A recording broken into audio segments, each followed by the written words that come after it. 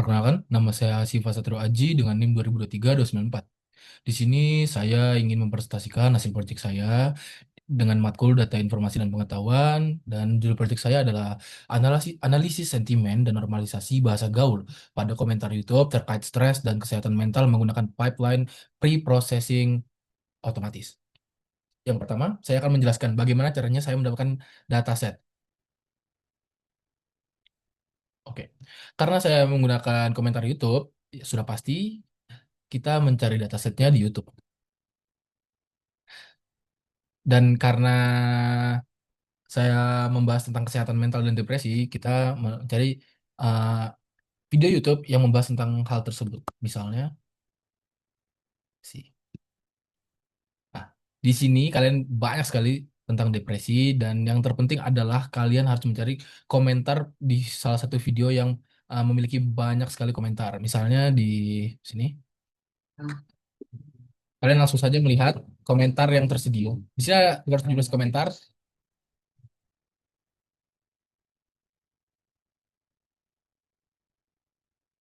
Kalian bisa langsung menyalin video YouTube tersebut dan memasukkannya ke Google Colab atau ke kode kalian. Oke, kita lanjut kepada pekerjaan saya. Oke, ini adalah hasil kode yang saya lakukan di Google Colab untuk project saya.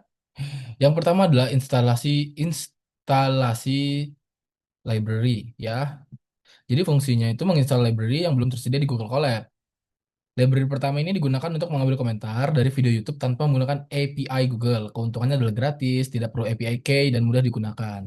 Di library kedua, ini untuk membaca data, membuat data frame, mengolah dataset, menyimpan CSV. Oke, kita lanjut ke sel kedua ini. Jadi ini berfungsi untuk import library ke dalam program. Di baris pertama membuat objek downloader, nanti objek ini akan mengambil komentar yang sudah dijelaskan seperti di awal di YouTube. Baris kedua ini mengimpor pandas dengan alias PD supaya penulisan lebih singkat.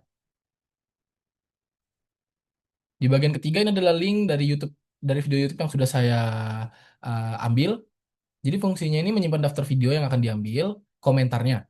Di sini terdapat dua video, program hasilnya nanti akan melakukan scraping komentar dari kedua video tersebut menggunakan list karena jumlah video bisa lebih dari satu.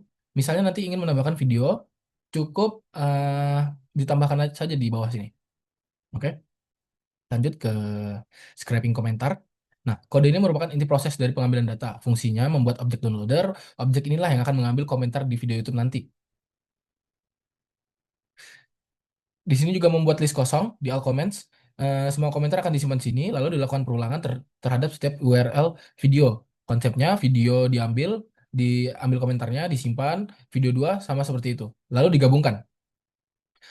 Kemudian data tersebut dimasukkan ke dalam all comments. Ini ya. Oke. Nah, kenapa menggunakan list? Karena komentar bertambah terus. List dapat menyimpan data dalam jumlah besar. Kemudian kita masuk ke sel 5 ya di sini. Di sel 5 ini bisa dilihat sendiri, ini mengubah list menjadi table seperti ini, seperti yang ditunjukkan. Jadi data frame-nya jauh lebih mudah diproses. Ah, nah, jadi di sini kan juga sudah dilihat ya, ada 20.388 baris dengan 5 kolom. Lalu ah, di sel 6 ini menghapus data duplikat, menghapus komentar yang sama. Contohnya ah, seperti kayak bagus, ada satu komentar yang bagus, bagus atau mantap gitu. Itu akan dihapus. Sesudahnya hanya tersisa satu komentar bagus dan mantap. Nah, hal ini penting agar hasil analisis tidak bias. Kemudian, merapikan kembali nomor indeks setelah data dihapus di df reset index. Di sini terlihat perbedaannya. Di sini menjadi 2.361 baris ya.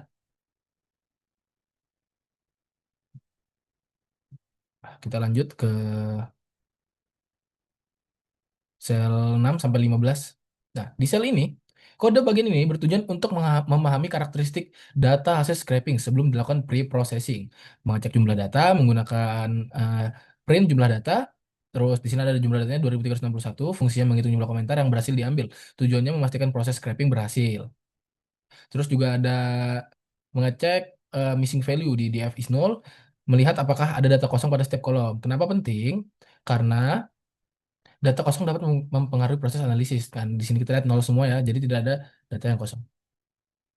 Selanjutnya kita mengecek duplikasi. Fungsinya mengetahui apakah masih ada komentar yang sama atau tidak. Di sini ada nol, jadi tidak ada duplikasi. Kita lanjut ke menghitung panjang komentar. Fungsinya menghitung jumlah karakter setiap komentar, kemudian divisualisasikan menggunakan histogram. Tujuannya mengetahui apakah mayoritas komentar pendek atau panjang. Sini bisa dilihat. Ini adalah histogram untuk distribusi panjang komentar.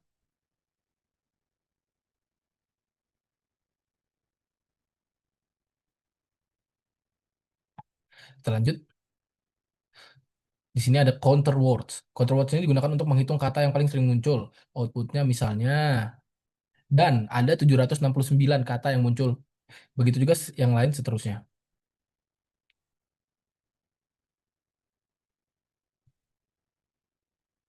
Kita lanjut ke word cloud. Word cloud ini membuat visualisasi kata. Semakin besar ukuran kata, semakin sering kata tersebut muncul.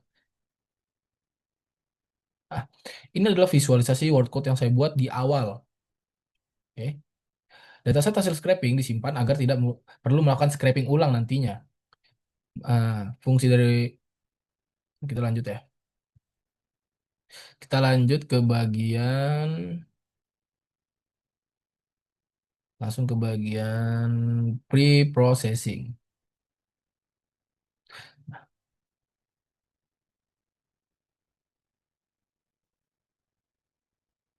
Nah, di bagian pre-processing ini, prosesnya membersihkan data teks. Tahapan pre-processing sangat penting karena komentar media sosial banyak mengandung karakter yang tidak diperlukan. Case folding. Case folding ini fungsinya mengubah seluruh huruf menjadi huruf kecil. Seperti aku stres itu nanti ada kapital semua itu diubah menjadi huruf kecil semua. Terus juga ada menghapus URL di sini. Menghapus URL, menghapus mention, menghapus hashtag, menambahkan emoji, menghapus emoji, menghapus angka, dan menghapus tanda baca. Menghapus spasi berlebih, menghapus kalimat kosong, menghapus komentar yang terlalu pendek. Di sini bisa dilihat hasilnya setelah melakukan preprocessing.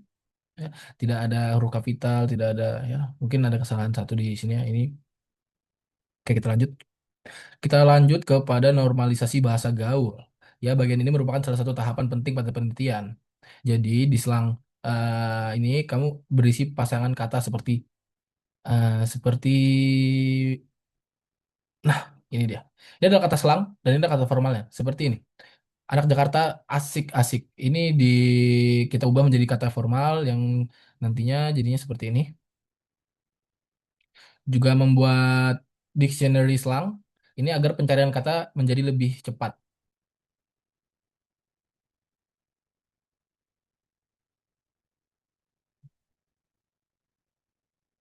Kita lanjut.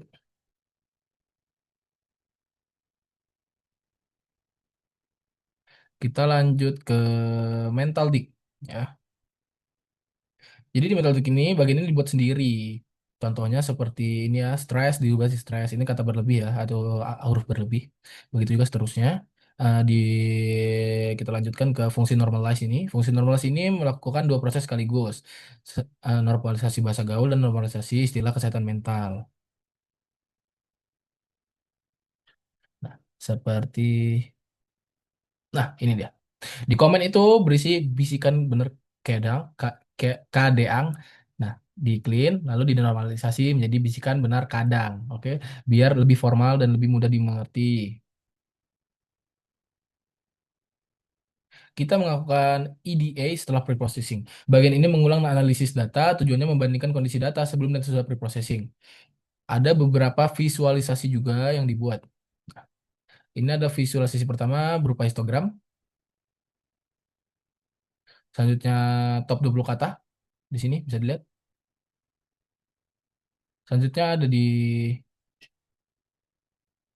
hotbar lagi di 20 kata terbanyak saya buat juga visualisasinya. Selanjutnya kembali ke workload dan ada lagi ini adalah table dari top bahasa gaul yang digunakan oleh komentar di YouTube yang bisa dilihat Paling pertama ada di YG atau Yang. Kita lanjut.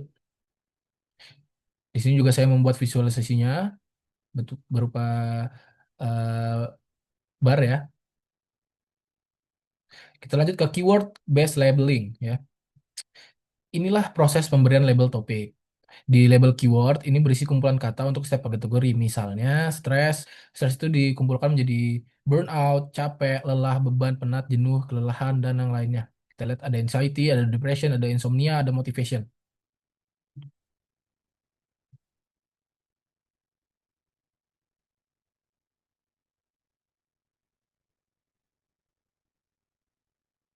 Kita lanjut ke yang berikutnya.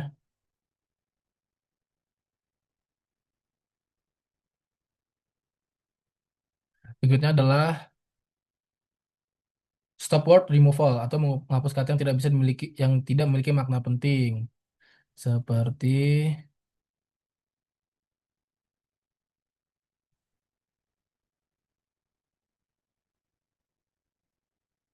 kita bahas ini saja. Nah, ini stop word removal. Oke.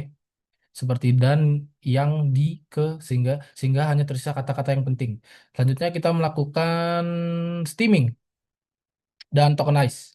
Jadi steaming ini mengubah kata menjadi bentuk dasar. Contohnya berpikiran menjadi pikir, merasakan menjadi rasa. Setelah itu token digabung kembali menjadi final text. Final text bisa dilihat lanjut ke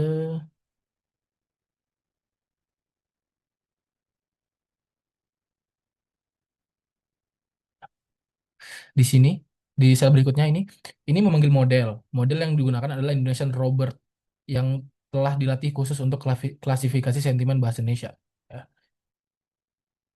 Jadi fungsi sentimen di sini setelah setiap komentar dikirim ke model, model mengembalikan atau kemudian diubah menjadi positif atau negatif. Predik seluruh dataset itu ada di progress apply. Progress apply. Nah, progress apply ini model melakukan prediksi satu persatu terhadap seluruh komentar. Hasilnya disimpan pada kolom sentimen. Nah, kita lanjutkan ke visualisasi hasil ya. Di sini adalah bar visualisasi distribusi sentimen yang lebih mendominasi ke negatif. Ada bar chart, kemudian ada pie chart. Di sini juga ada di negatif 52%, netral 25%, positif 22%. Ada cross tab membandingkan label topik versus sentimen. Sehingga dapat diketahui misalnya kategori stres didominasi sentimen negatif sedangkan kategori support lebih banyak sentimen positif. Kita di sini ada cross tabnya. Kita lanjut ke word cloud positif. Nah, word cloud yang saya buat ini word cloud sebelum processing, pre-processing, menampilkan kata yang sering muncul pada komentar positif. Lanjut ke word cloud negatif. Word cloud negatif ini menampilkan kata yang paling sering muncul pada komentar negatif. Lalu hasilnya disimpan di dataset akhir. Nah, jadi ini adalah table kata frekuensi yang muncul. Top 20 table. Ini adalah visualisasi akhir untuk project saya. Diulang seperti eh, visualisasi di awal hingga akhir ya. Karena ini tidak bertujuan untuk apapun atau mengubah algoritma yang lama, hanya saya munculkan kembali ke visualisasi akhir. Nih, bisa dilihat tidak ada yang berubah dan hasilnya selalu sama. Ini juga saya menambahkan